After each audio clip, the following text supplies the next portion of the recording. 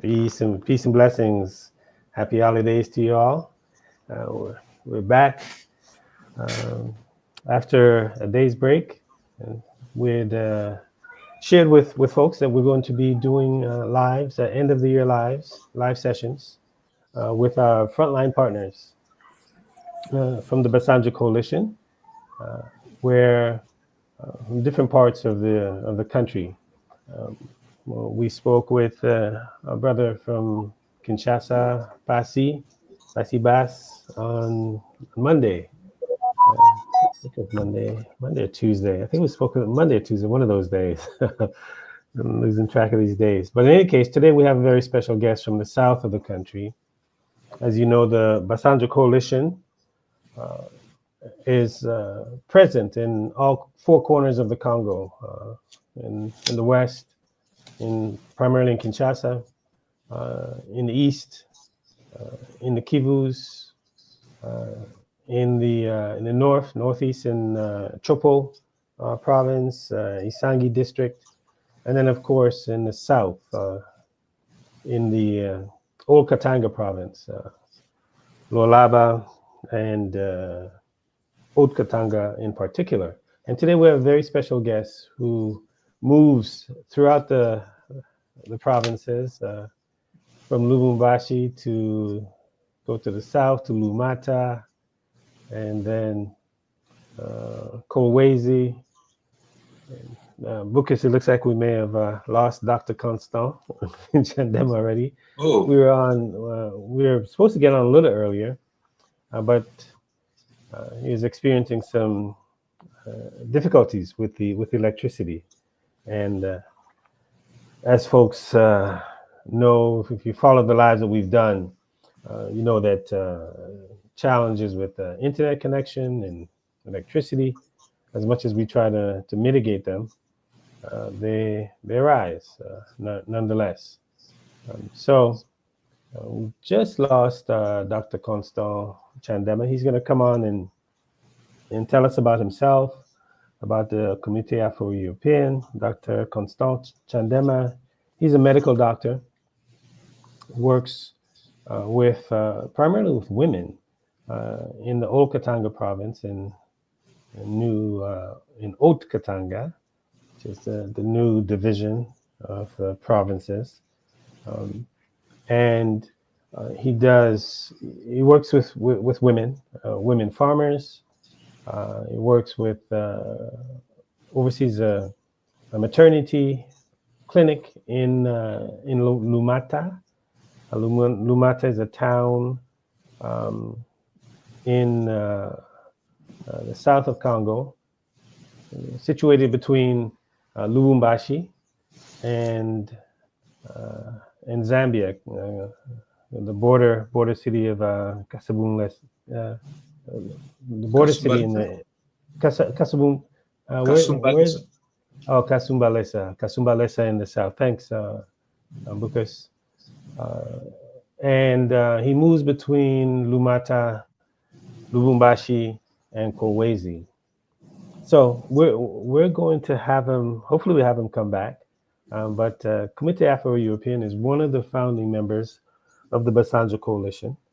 Some of you have been following the lives that we've done in our Instagram page. You'll see that one of the posts that we had made dealt with one of the major projects for the village or the town of Lumata, where we would work with Dr. Constant, Comité Afro-European, and through the giving and the donations that we received from our campaigns, he was able to work with the folks locally to develop an industrial level well that they brought heavy machinery in to dig.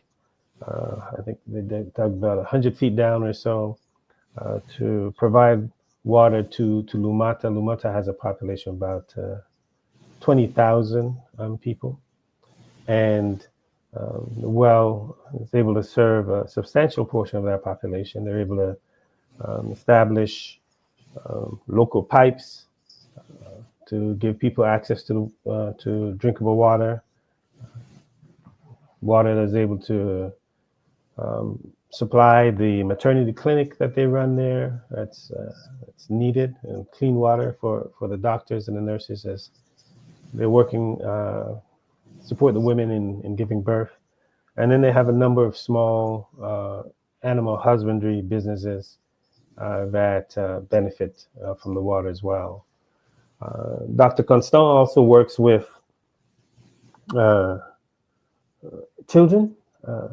If you look at our website, we have the initiative rescuing the children from the mines and in and around Kolwezi, from the cobalt mines. And his organization is the point organization in going in and not just rescuing the children from the mines, but setting them up with most of the children he rescues are orphans. His organization rescues are orphans, and they set them up with moms, so to speak, guardians, where their lodging is taken care of, their medical care is taken care of, their food. So it's putting them on a track to sustainability, to not only have a stable place to stay, a stable home environment, but also having them matriculate through education system, both private and public school. So I believe he puts them through. So some of those young men and women that he's rescued over the years, and we've worked with them for well over a decade now, actually some are in university. They went from the mines to the schools to university, and some of them have graduated. So it's a really powerful program where he takes the children, mostly orphans, out of the mines, and then puts them in an educational track, and right up to the level of university, and not just in the Katanga province, but he's he also in Haut-Katanga, but he also works with them in Manono, where there's been large lithium deposits that's been discovered, and the children are in there as well. And there was one young lady in particular that we had featured at the end of last year in a number of our promotionals, and she is one that, and we'll get the pictures. Kwadjo, I'll see if I can get some of those pictures up before we roll out. But Dr. Constant has been able to work with the children there in Manono as well. So works with the maternity ward and has a mutual aid program for women, in particular in Lumata in the south. Works with children, rescuing children from the mines and getting them in a track, educational track, really throughout the Haut-Katanga province. And in addition to that, it works with collective of women miners, where it's trying to do a number of things with them. And this is all in concert with the Basandja Coalition, trying to do a number of things with them. One, to assist them in getting equipment and gear to assure that they're safe, right? To formalize, to the extent that work with the women to formalize, to the extent that they can, the mines that they're working in, right? Knowing that it's not a situation where you can immediately transfer, women from mines to agriculture, as he's trying to do, and other means. Yeah, I think we've shared on this platform a number of occasions that in the Congo, we have up to up to about, according to the World Bank, it's a wide estimate, but anywhere from 500,000 to 2 million artisanal and small scale miners, right? and that sector, 2 million or 500,000 to about 2 million, which is a wide estimate by the World Bank. But in any case, that sector supports 10 times the 10 times the number of people who are in the sector in terms of its impact on the society and the economy. So the artisanal mining sector, the small-scale mining, artisanal small-scale miners, as horrendous as it is, as challenging as it is, because of the system that the people are trapped in. It's a capitalist system that puts the masses of Congolese in conditions of extreme poverty. Then that artisanal small-scale mining sector is the people, go into it as a means of survival, right? At least that's one of the ways. And there's a whole tradition of artisanal mining that is also a part of the equation, and we've documented that probably best in the film Mikuba that some of you may have seen. We screened it in Toronto during the tour, the Free Congo Basandja tour. So the artisanal mining sector, small-scale mining sector, is probably the sector that provides income for the largest segment of the Congolese population. If it's not, it's definitely one of the top sectors, right? And even if you look at, if we're just looking at cobalt mining, for example, like it's often presented that Congo is a leading producer of cobalt in the world, right? If you add up all of the countries in the world that produce cobalt, they don't equal what Congo produces. And Congo produces about 70% of the world's cobalt. Now, it's a leading producer of cobalt in the world, number one. Now, if you were to take the percentage that is produced by artisanal and small-scale miners, right? They account for about 20% or so of that, 20 to 30% of that 70% that's produced.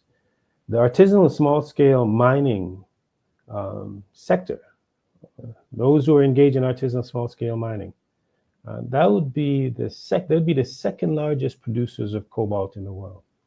So to put it in context, those Congolese who are involved in digging into the ground to extract cobalt with their bare hands and rudimentary tools and hammers and what have you, they produce more cobalt than other countries in the world, right? That may be producing cobalt industrially, right? They're the second largest producers of cobalt in the world. The second largest producer of cobalt in the world are artisanal and small-scale miners in the Congo. So that gives you a sense of their importance. Gives you a sense of as dangerous and as insecure, as difficult as the conditions are, folks engage in that sector. So what the Basandja Coalition is doing is working with collective of women miners. Those are miners who are organized in a collective, and Dr. Constant with the Comité Afro-European does that. So that's one of the things that projects or initiatives that he has. He's been texting me on WhatsApp, so I'm going to see if we can get him to join us, come back with us. Even he said the connection, the quality of the connection is really bad. If he's not able to come back, we'll just do a short run through today. Just focus on the work of Comité Afro-European, what they're doing with the Basandja Coalition. I'll just give you a quick rundown, and even if you have any questions, you can put them in the chat. So as we wait for Dr. Constant, just for those who may not be familiar by now or fully aware of how Friends of the Congo works with frontline organizations in the Congo, we work primarily with a coalition of organizations called the Basandja Coalition. And the Basandja Coalition is made up of institutions in different parts of the country, and throughout the country. They cover about 10% of the 145 territories in the Congo. They have a reach of an estimated 2 million. That's definitely increased. I have to check that again with more people coming on, more organizations joining the coalition. And they are made up of institutions that have been in existence for well over a decade, right? Been organizing in their communities. So you have Comité Afro-European, for example, with Dr. Constant, medical doctor, based in Lubumbashi, works in Lumata and Kolwezi. His institutions, one of the founding institutions, has been working in the mines with the children, rescuing children, working with the women for years, right? We have Gova, a group of village associations in the heart of the Congo Basin rainforest in the northeast of the country, in the Isangi district, Chopo province. People may be familiar with the Kisangani, the main city, but that's a base. But they are more in the Isangi city and in Tolao, those regions, really in the heart of the rainforest. And they work with women's groups and youth, just a wide range of village organizations. Here's Dr. Constant coming back on, beautiful. Dr. Constant, vous êtes là? Okay, let's see. Okay. Doctor? Okay. And then he's not. So we'll continue running down the Basandja Coalition and some of its key founders. So Gova, they work with dozens of villages. In the Isangi district, they reach, Gova itself reaches around 600,000 people in the Isangi district. They have a community radio network that reaches hundreds of thousands of people, and they're in the process of upgrading that, thanks to the support that they've received from folks who've contributed to their work, where they'll be reaching millions of people just from their radio network alone. And we'll talk more about that. I believe we have some posts coming up on Gova to share, to give people insights into how they do their work. I believe I had described on when we had Samuel on, Samuel Yagasi, on one of the earlier lives, as we're bringing on members, each member of the Basandja Coalition to speak directly to you. And this is following up, some of you have connected with them already because they did a tour of the United States and Canada from September to November this year. But Samuel and the other members of his team describe how it is that they get support to dozens of villages where they start out in Kisangani, they purchase equipment, they purchase medicine, medical materials, you name it. Then they have to load them on boats, take them to an area called Imbolo, where they rent a tractor, load the equipment and materials on the tractor, and then they use the tractor to take the equipment to the villages, and on their way, they're in certain areas they have to build their own bridges. And in fact, they've launched a bridge building campaign so that they can not only support the delivery of materials that they're delivering or transporting, but also have bridges in place for others, to facilitate transportation for the villagers themselves. And then they have to unload from the tractor, put on motorbikes, and then get the materials deep into the rainforest. So it's a laborious process. And they've documented that in video for us and pictures, and we'll share more of that with you. So you have those Basandja Coalition members in the northeast of the country, in the Chopo province, the Sangi district. And then you have in the Kivus in the east, which is at the epicenter of the conflict, and primarily Yole, Africa, but a host of other allies as well. You have the Mbuti community, the so-called Pygmy.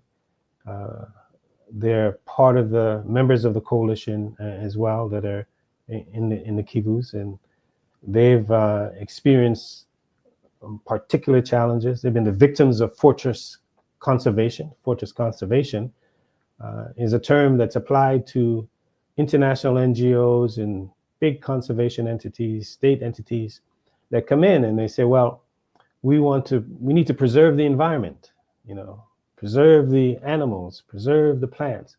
And part of their method in doing that is displacing the indigenous population, in this case, the Mbuti, the Pygmies, who are the best protectors of the environment, by the way.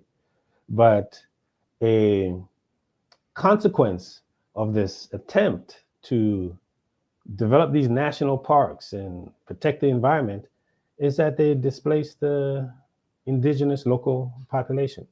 So the Mbuti people are displaced, they're discriminated against, they're sidelined, and the Basandja Coalition has been intentional in making sure that they're part of the coalition and that their issues are given a platform, and not just the issues and their concerns, but they get support. One of the, even after being displaced, the Mbuti people after being displaced from their traditional lands, they still may have some land, right? And whatever they have left, you have local elites that try to appropriate their land.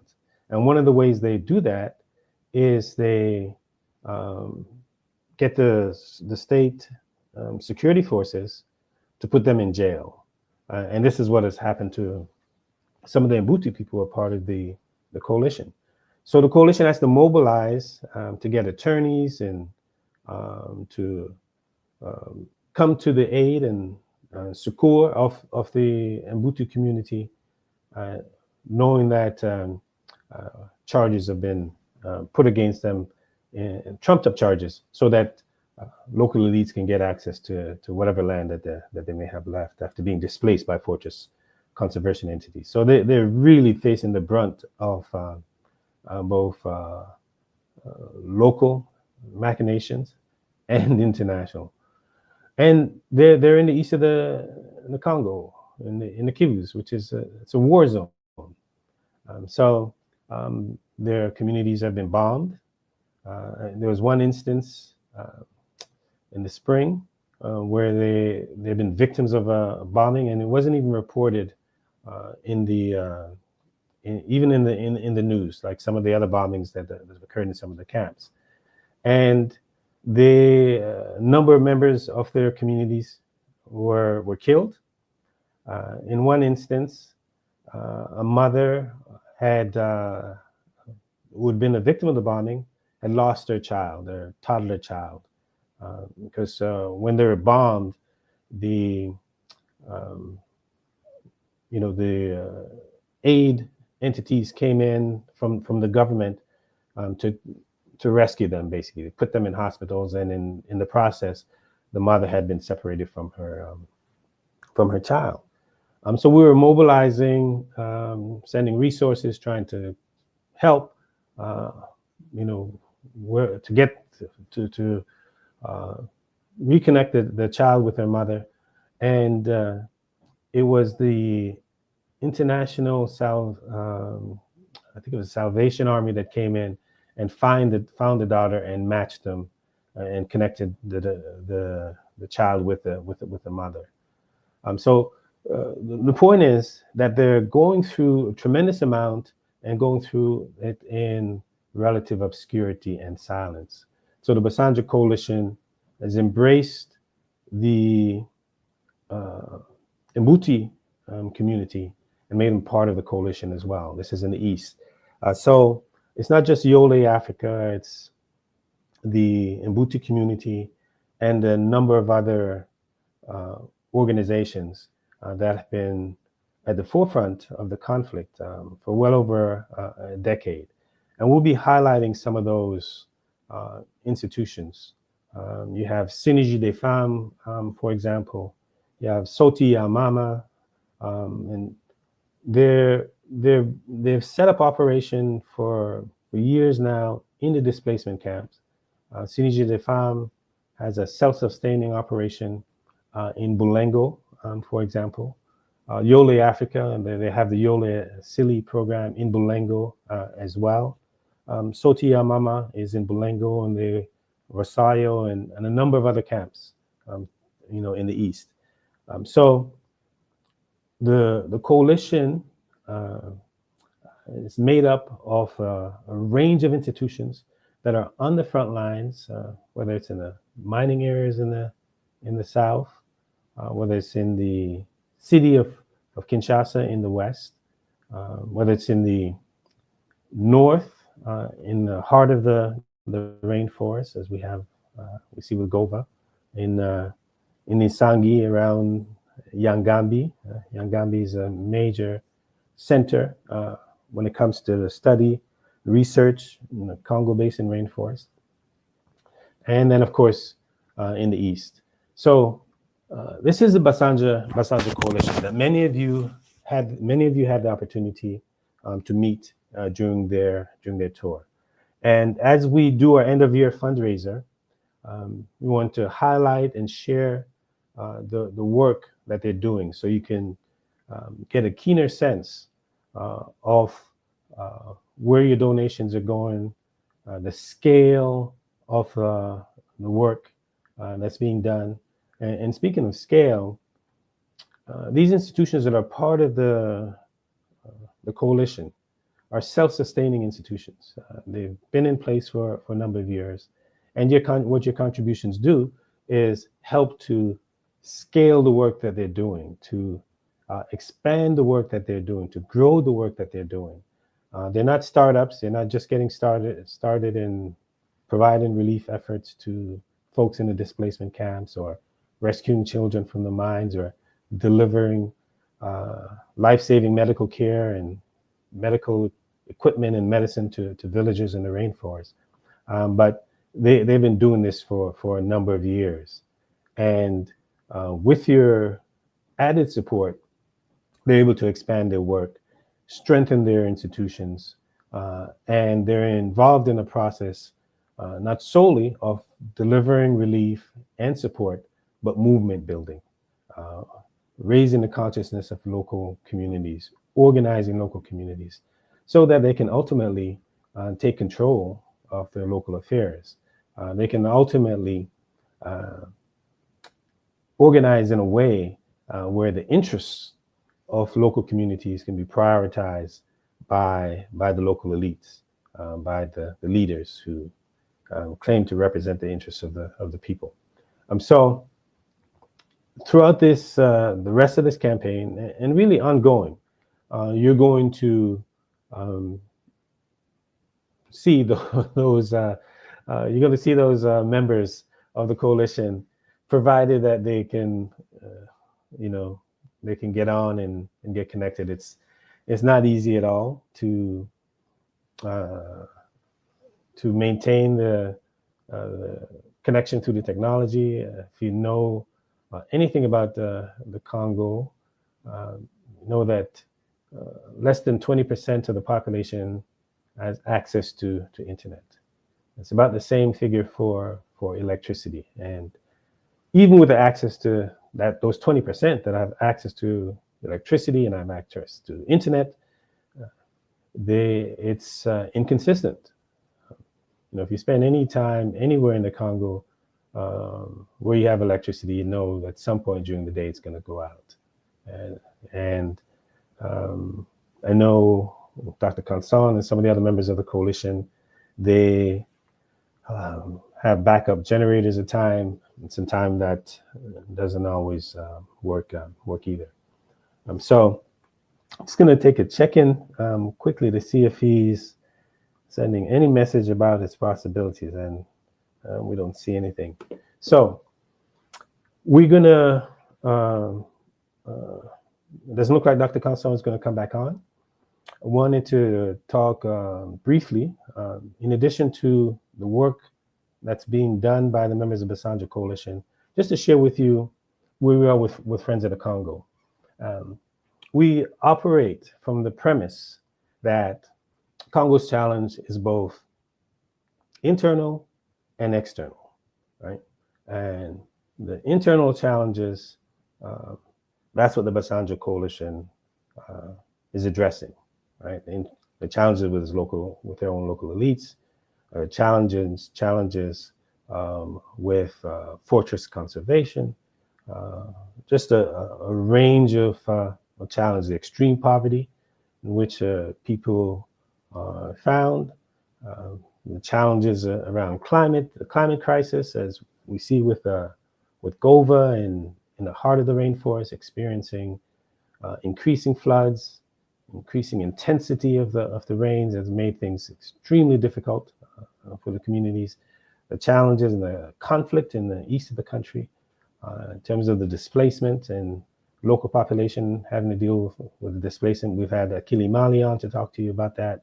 We've had our brother Omonde Williams, who is an ally. He's with the Good Samaritans, but he's an ally of the Basandja Coalition, on with you to talk about that. So you've been getting a broad representation, in-depth sharing from folks who are on the front lines about the internal challenges of the Congo. Now, Congo also faces some external challenges, right? There are a number of forces arrayed against the Congolese people. So you have the local elites who are connected and plugged into the metropoles, right? International finance capital, foreign governments, right? That they respond to. You have multilateral institutions like the World Bank, International Monetary Fund. The World Bank wrote the mining laws for the Congo. International Finance Corporation, which is a wing of the International Monetary Fund, has investments in mines in the Congo, right? So they engage in a way in terms of the laws and the prescriptions that they make to serve private capital, right? And then you have foreign governments. You have the European Union, you have, France and UK, United States, major forces working against Congolese people. Neighboring countries like Rwanda and Uganda, multinational corporations all up and down the supply chain. Folks, it's in vogue to focus on Apple these days, and the Congolese government has taken note of that, and they've brought suit against Apple, which is really bizarre on one level, right? Where you have a government suing a corporation, a sovereign government that has sovereignty over, supposedly anyways, over its own minerals. It's going to sue a foreign corporation for illegally exploiting its minerals, which is just a bizarre thing. But in any case, you have the multinational corporations, Apple and all the rest of them, right down to Glencore and Ivanhoe Mines, China Molybdenum, you name it. So all these forces are arrayed against the Congolese people. And our role as Friends of the Congo is to address some of those external challenges. And right now, where we see the suffering of the people in the east of the Congo, we're there this summer with the women in the displacement camps, the children, just people living in bestial conditions. Right? What's unfolding in the Congo is really a scar in the conscience of humanity. Right? There's no way any human being should be living in the conditions that these women and children, predominantly women and children, are living in the east of Congo. But they're in those displacement camps as a byproduct, a result of a almost 30-year war of aggression and plunder against the Congolese people by Congo's neighbors, Rwanda and Uganda, who could not wage the wars, right? Could not wage the wars, get away with the war crimes, the crimes against humanity, crimes of genocide, without the backing of Western powers, United States, European Union, United Kingdom, and France in particular, right? So those mamas that are in the displacement camps, people are appealing for funding and support and all, are there because of a war of aggression against the Congolese people, right? And in 2012, when this war of aggression on the part of Congo's neighbors, with the backing of the West, had reached its peak, right? Where the Rwandan government, with its proxy militia, captured the city of Goma. It's a city where the displacement camps are surrounding right now. They captured the city of Goma, they occupied it, right? We saw, as a result of pressure, organizations such as Friends of the Congo and others at that time, right? We saw that pressure produced some results, right? And when I say, what do I mean by pressure? We had a situation where the combination of factors led to the Rwandan military and its proxy and militia leaving the city of Goma and having given it up. One, you had the leadership, local leadership, right? In the military, you had a figure by the name of Mamadou Ndala, who we're going to commemorate in a few days on January 2nd. Incredibly courageous Congolese military leader, right? Led an offensive against the M23 Rwandan, several offensives against the M23 Rwandan and the Rwandan military. There's a film that documents his bravery and his courage. It's called This is Congo. If you get a chance, check the film out. This is Congo. And it's really about Mamadou Ndala. So that's one. Second, the UN force, the largest UN force in the world, is in east of Congo. There are about 20,000 soldiers or troops or so. They strengthened their mandate at the behest of the African Union, Southern African Development Community, and initiated what they call a Force Intervention Brigade. Force Intervention Brigade, and the strengthening the mandate from peacekeeping to an offensive force, where the UN could now go after the Rwandan soldiers, go after the Rwandan militia, M23, and the Southern African Development Community provided the troops for them to do that, be a part of that Force Intervention Brigade. You had South Africa, you had Malawi, you had Tanzania, right? At the same time, while all this was happening, you also had pressure on the Obama administration and the US government. The United States has a law on the books, which was written by Senator Obama when he was senator. And the law on the books, the Public Law 109456, Democratic Republic of the Congo Democracy Promotion Security Act, right? Said there's a section in it, 105, that said that the United States, the U.S., the president can authorize its Secretary of State, the State Department, to withhold military aid from any country, neighboring country, that destabilizes the Congo. There's a tremendous amount of evidence at the time that Rwanda was continuing its destabilization of the Congo. So we use that as a battering ram to, at the time, President Obama saying, you wrote this law, you're not, when you're a senator, you're not president, you're not implementing your own law. So he eventually did something, withheld a few $100,000 from the Rwandan government, military aid. Now, that's not a lot of money, obviously, because Rwanda has received over $1 billion over the years from the US government, right? So $200,000 is nothing. But what it did was the leadership that the United States took in that particular instance, right? What it resulted in was European nations following suit. So you had the UK and you had Sweden, you had Netherlands, and a number of European nations withholding tens of millions of dollars from the Rwandan government. So a combination of these factors, right? The strengthening of Congolese military, African Union, Southern African Development Community in concert with the United Nations acting. You had diplomatic pressure coming from the outside. All that served to defeat the M23. Unfortunately, they weren't completely ousted. They retreated back into Rwanda and Uganda.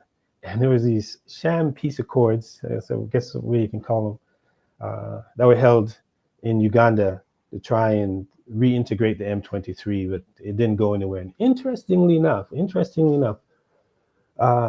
two unusual figures were trumpeting these sham peace accords instead of, coming down hard on the M23, coming down hard on their backers, and showing that they were completely ousted. You had two figures, former Prime Minister of the United Kingdom, Tony Blair, and Howard Buffett, the billionaire son of the billionaire investor, Warren Buffett. The two of them came together, and they were very much engaged in peace talks around the M23. In fact, they took out a full-page ad in the Washington Post, right here in Washington, D.C., in support of peace talks that would really cuddle the M23. And they're really acting on behalf of Paul Kagame and Rwanda. To give you a sense of the tentacles that Paul Kagame has in Western countries. Howard Buffett himself he was investing about $140 million in Eastern Congo. Said that if Kagame was to be taken out of power today, the moment Kagame leaves, he's leaving. He's taking his money. Tony Blair served as an advisor to Paul Kagame. In fact, just not to go down a rabbit hole, but because of Rwanda's crimes in Rwanda itself and the Congo, Spanish courts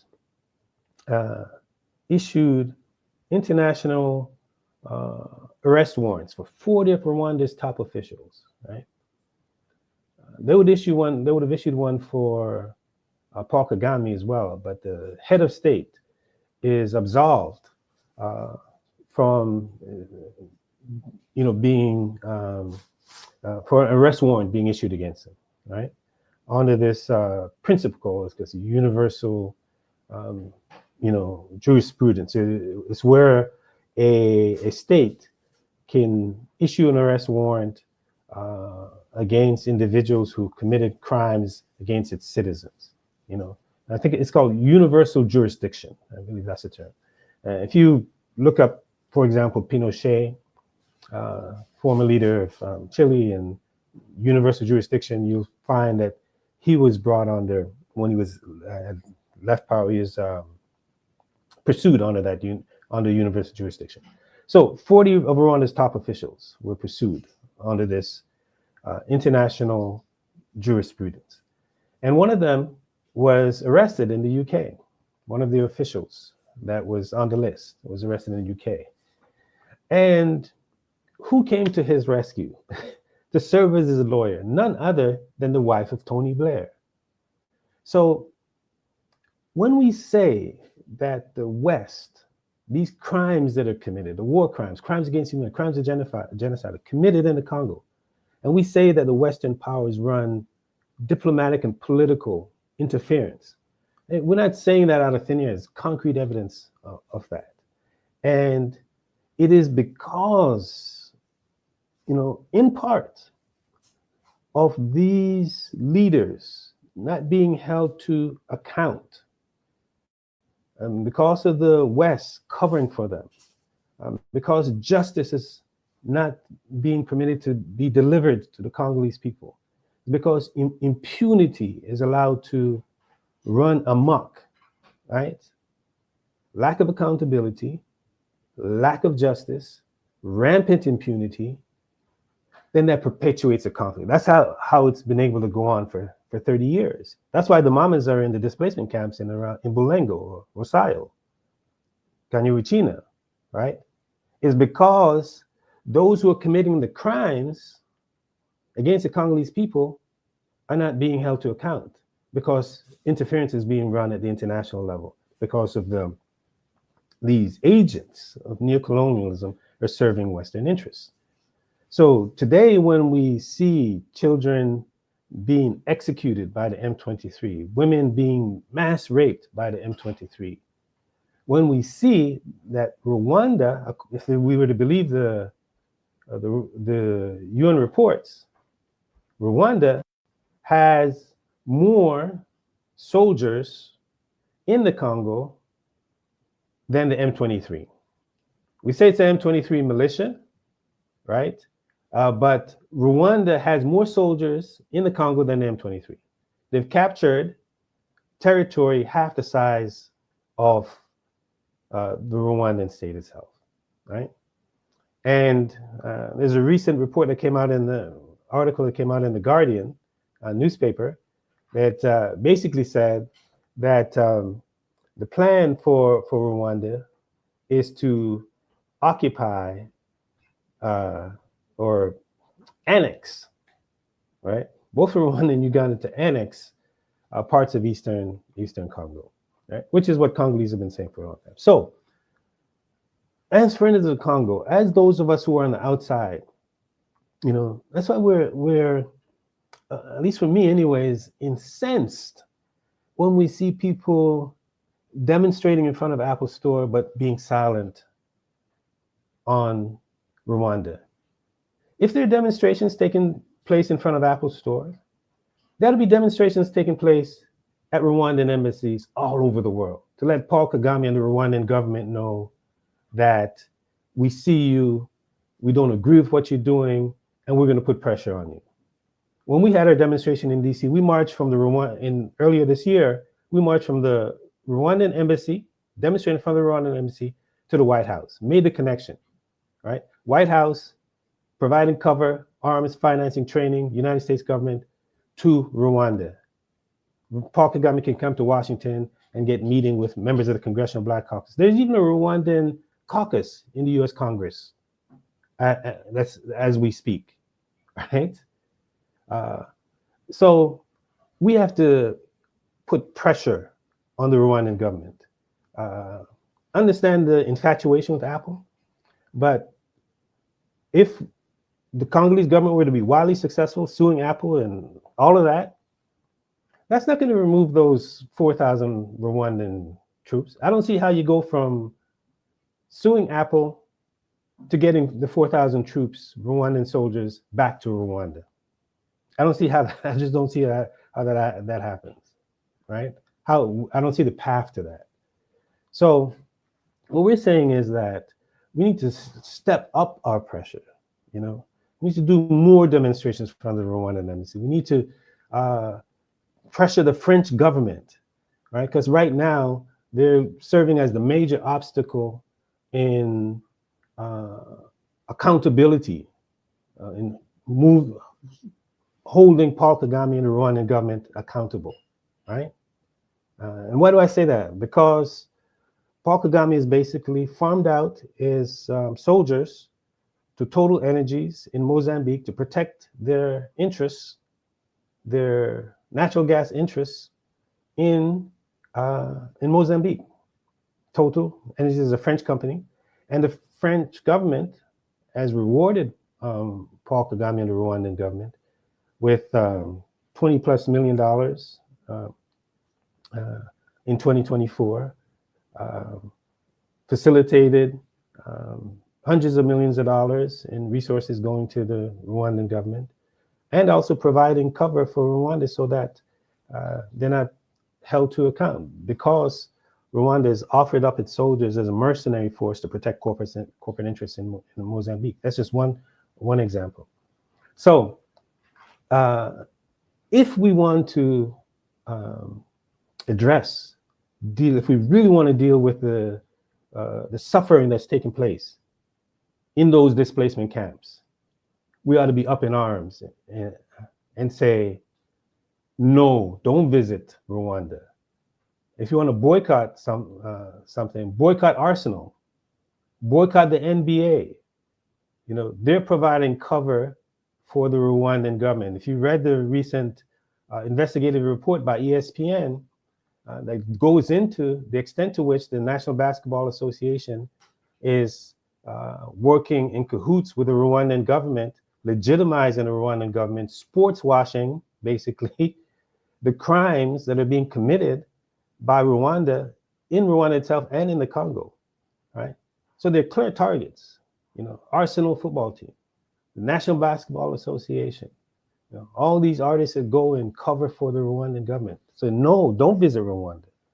We need to be demonstrating in front of the Rwandan embassies, letting the Rwandan government know and its backers know that we're no longer going to tolerate the raping of Congolese women, the execution of Congolese children, the displacement of millions of Congolese, while Rwanda, and to some extent even Uganda, occupy Congolese territory for the gold, for the tin, for the coltan, right?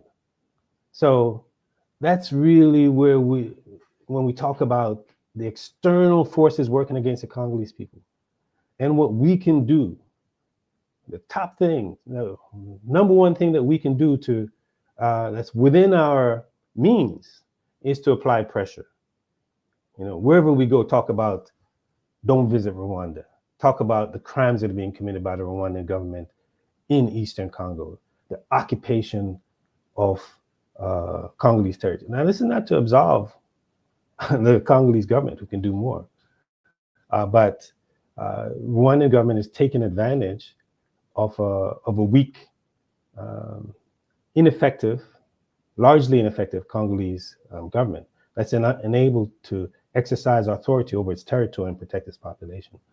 So people of conscience, those who are concerned about the welfare of women, the welfare of children, who are concerned about peace and security, who are anti-genocide, ought to be mobilizing. And this is an appeal and a call. If you go to our website, freecongo.org, it's a benign request. Request is there where we've had over 75,000 people send letters to members of Congress.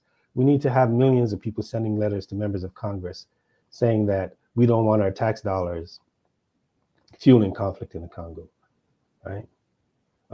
Free Congo from occupation. It's not Apple that's occupying the Congo. It's the Rwandan soldiers, right? When we say free Congo, well, free Congo from occupation. Well, who's occupying the Congo? The Rwandan soldiers. They've occupied territory half the size of Rwanda, right? If the news reports are accurate. So there is no free Congo movement or free Congo uttering without pressuring the Rwandan government and calling for people. As long as Rwanda is occupying the Congo, no, don't visit Rwanda. That's a major PR campaign that the Rwandan government has. Visit Rwanda on the sleeves of the Arsenal football team, you know, in cahoots with the NBA. So as long as Rwanda is occupying Congo, we should say, no, don't visit Rwanda. You know, brothers and sisters in UK, I think they've had some demonstrations in front of the Arsenal at Arsenal games. We need more, right? So that's the appeal that we're making as it relates to the external challenges of the Congo and what we can do on the outside. Appreciate your donations. That's great, but donations are not going to result in folks going back to their villages, right? It's good to provide some relief, and we encourage you to continue to donate, but we have to go beyond that, right? And apply pressure. Sure, hold Apple accountable and all of the whole text. I was sharing with my brother Gaitan that the current Secretary General of the United Nations, Antonio Guterres, he'd given an interview in 2008 before he became Secretary General to this Financial Times, right? You know, if you really want to keep up on Congo news, people are always asking us, well, what should we do? What should we follow? What should we read? I encourage you to read the Financial Times, Wall Street Journal, Bloomberg News, and you'll get a pretty good sense of what's going on in the Congo, because those newspapers speak to the investors, Wall Street hedge funds, and all those folks who are invested in the minerals, invested in the minerals in the Congo, right? So Antonio Guterres gave an interview to the Financial Times, and he said in the Financial Times something that sticks to me right to this very day. He said that must not forget the international community has systematically looted the Congo. Right? Antonio Guterres, current Secretary General of the United Nations, says the international community has systematically looted the Congo. We could add to that, they've systematically looted the Congo for the last 140 years, right?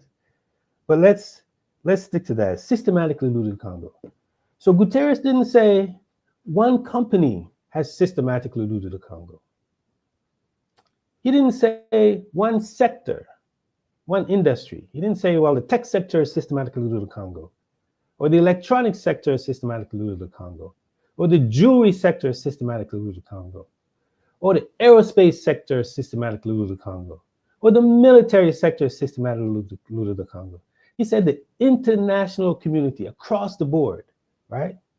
So when he says that, it's systemic and structural. It's not a question of one company. Systemic and structural, kept in place by capitalism and imperialism, right? So if the diagnosis of the challenge, of the problem is systemic and structural, then what is the cure or the response? Surely it must be systemic and structural, right? So when it's so important for us to be very clear about the nature of the challenge, right? The nature of the challenge. And right now we're saying this 30-year scar on the conscience of humanity requires a systemic and structural response on the part of our organizing, part of our mobilizing. And the most acute part of that right now is pressure that's needed on that force that has displaced millions of people and have the women and children trapped in a virtual death trap in the east of Congo, living in bestial conditions, groveling like animals just for survival. And the source of that, 4,000 soldiers, a militia group that's displaced the population.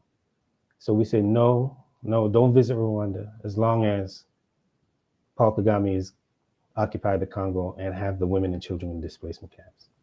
A question came up about who the international organization. There's several articles. We're going to share it. If you go to the Oakland Institute, they did a really good study on the organizations that are involved in displacing the local population, the indigenous population, that came out this summer. I forgot the title of the study, but we'll share it. We shared it already on our Twitter page and on our Instagram, but we'll share it again. And then the African Union Human Rights Division just came down with a ruling as well that deals with displacement of indigenous population. Really good report, and we'll share that as well. So, anyways, we'll try and get Dr. Kansan on to talk about what's unfolding on the ground. We had Friends of the Congo. We've been organizing, as we shared, demonstrations in front of the Rwandan embassy, in front of the White House. We're going to continue that in 2025. We had lobby days where we went up on Capitol Hill, knocked on doors, senators and Congress people, to plead the case of the Congolese people for the U.S. government to stop using our tax dollars to finance conflict in the Congo. We've spoken to, I've just lost count, dozens and dozens of universities' presentations to inform and educate the public about the challenges of the Congo and what we can do on the outside as allies to support the folks on the ground. We've organized Congo Week and Congo in Harlem.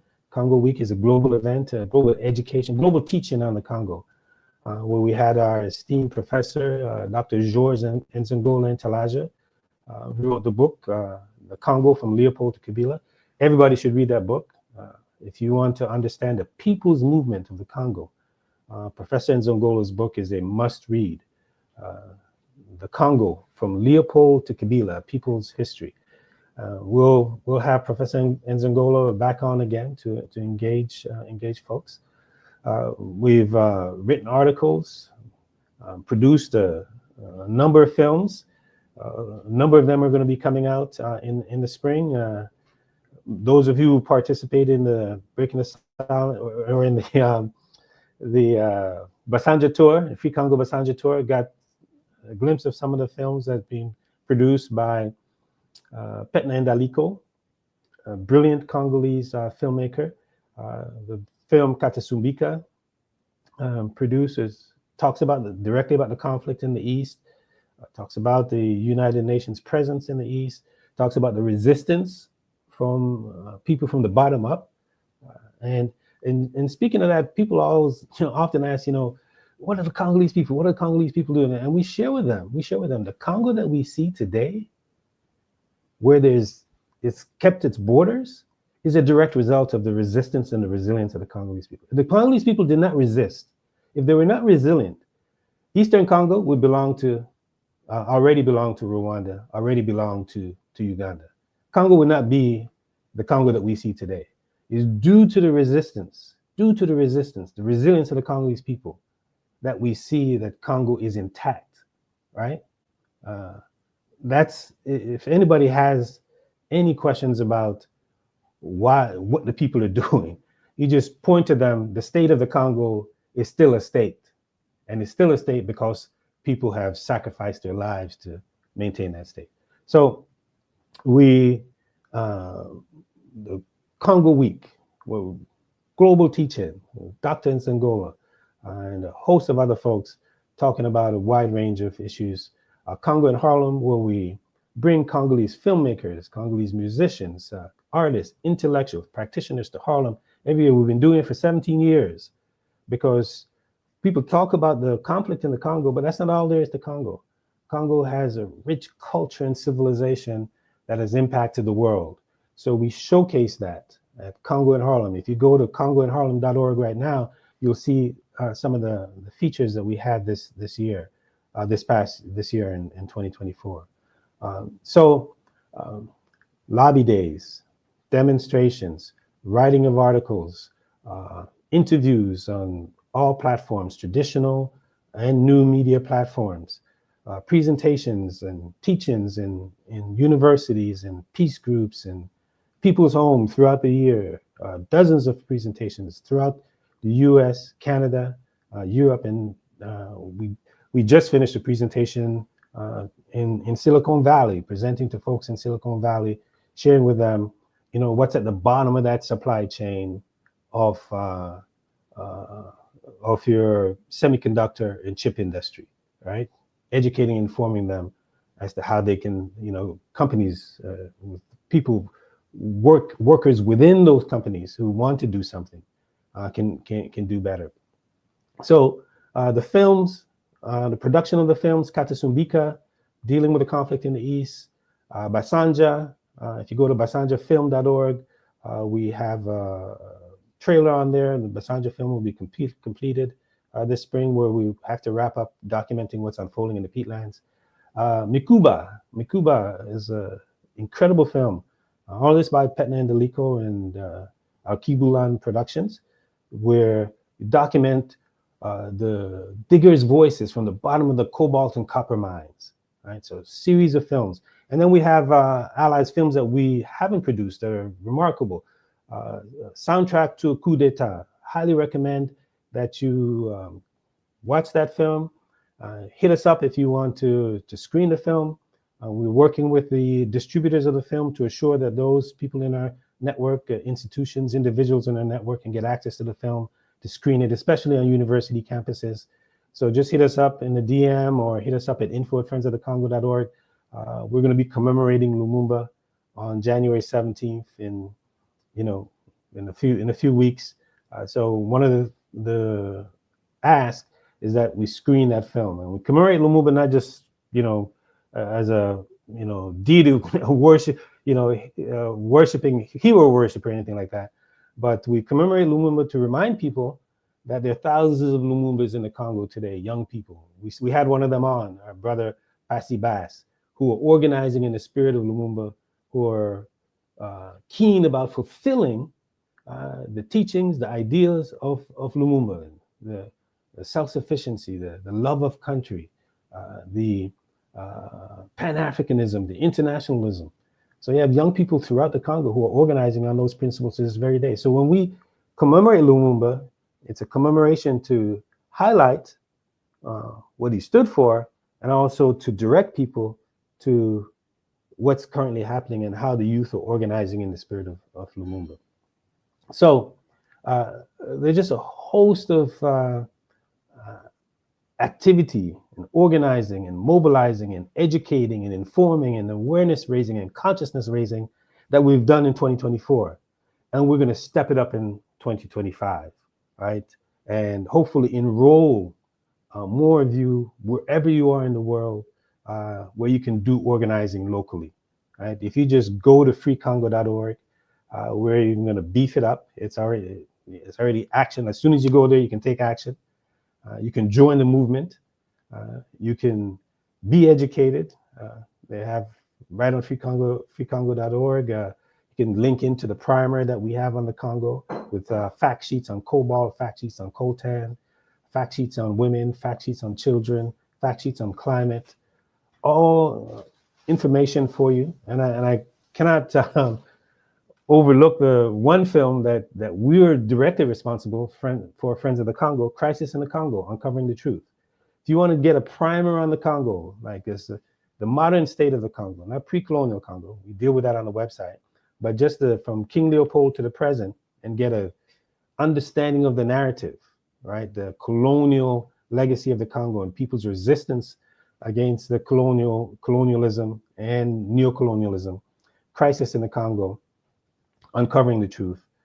It's a must watch, right? For you to get a understanding of the narrative, just a global overview. So we're coming with your support in 2025. We're going to build on all of that, right? Build on more articles. We'll be publishing books.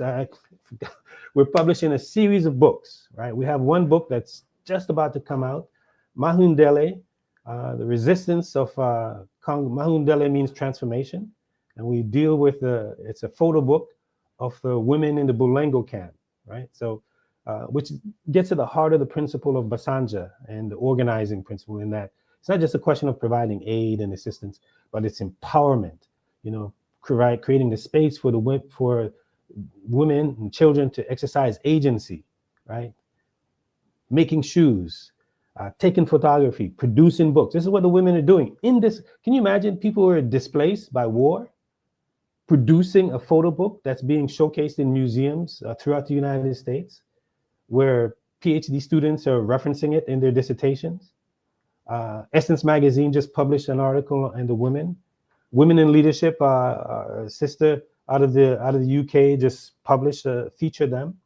So these are women who are displaced in the displacement camps, who are, people say are, for all intents and purposes, should be despondent and not even be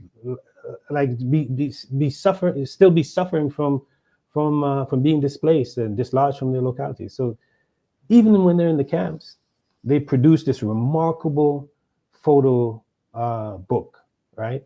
They're often filmed, they're often photographed, but they've recaptured, they've taken control of their own story, control of their own images, right? And if you go to Mahindele, MAHINDULA.org, MAHINDULE.org, MAHINDULE.org, Mahindele.org, you'll see this photo book. You can pre-order it. It's going to be coming out really soon. It's just going through a final review before it's published. Incredible photo book where the Congolese women in the Bulengo displacement camp were trained by Yole Africa and the Yole Ecologia program to tell their own story, capture their through photography, right? Just an incredibly inspiring story. So we have more of that coming. We have another book that's being published by our sister Justine Masika of Synergie des Femmes. That will be coming out on International Women's Month, and really on International Women's Day. And then Samuel Yagasi from Gova, he and I, we have a chapter in a book that will be coming out on February 21st that deals with green colonialism. So every conceivable area of people activity, we're going to be engaged with films, books, museums, theater, you just name it, right? We're going to be present, showcasing the incredible work that's being done on the ground. The ideas are coming out of the Basandja Coalition, the principles that are being taught and empowering people locally, which is a classic example that we see coming out of Yolo Ecologia at the Bulengo camp with the children making the shoes and the women producing the photography and publishing the book. So more of that. So we encourage you to continue to support our work, continue to support our partners on the front lines, and we'll do our best to have them on. Trust me, we've been sending resources so that they can get the technology. Actually, when I was in the Congo, the best access that I had in terms of internet and infrastructure was when I was actually driving. We were driving among the industrial mines around Kolwezi. The internet connectivity is off the charts. We were all over the Congo and just struggling with internet. But when we got in the industrial mining sector in Kolwezi, oh my goodness, the internet was off the charts. So maybe that's where we need to have Dr. Constant go to do these programs, right? But it's in the same thing we shared with you before, that the best internet that folks had in Chopo was in Bolo, where they were at the site of the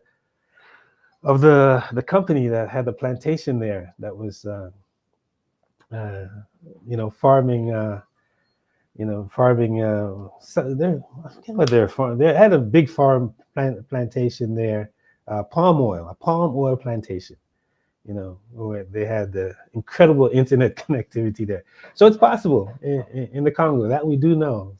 It is possible to have really good internet connectivity. You just have to go where the corporations are, where they're headquarters, and tap into their internet there. So anyways, thank you. I've been on much longer than I expected to when Dr. Constant dropped off. We have more coming for you. Look out for our Instagram page, and we're going to be rolling out continue to roll out what each member of the Basandja Coalition has done this year with your support from different parts of the country. In addition to them coming and sharing with you in person in the U.S., we'll also continue it on virtually continue to share, because there's just so much that they've done, and we haven't been able to share all of the incredible work that they've done. They certainly haven't been able to do it because they're working. I don't know, some of these organizations are having video on the ground. They're having video out every day. I'm like, how do they do that? We can't even get video out once a week. Like, I'm just hats off to them. But they're organizing. The folks are organizing on the ground. So what we're going to do is showcase their work. And we have some just incredible organizations that you probably haven't even heard of, because you haven't seen them on Instagram. You probably, for some of you folks, if there's not an Instagram, it doesn't exist. But trust me, there are folks who are not on Instagram, Synergy de Femme, Sauti ya Mama, well, they are on Instagram. They have about 45 followers, but they're doing incredible work. They've been there for decades, self-sustaining entities right in the heart of Bulengo. And people would say like they don't exist, which is ridiculous. In any case, thank you. Thank you for supporting our work. Thank you for supporting our partners on the front lines. Thank you so much for being a part of this Free Congo movement. And Congo will be free. Congo will be liberated. So thank you very much. Look forward to the next session. All right, that's it. We out. Peace. Happy holidays. See you soon.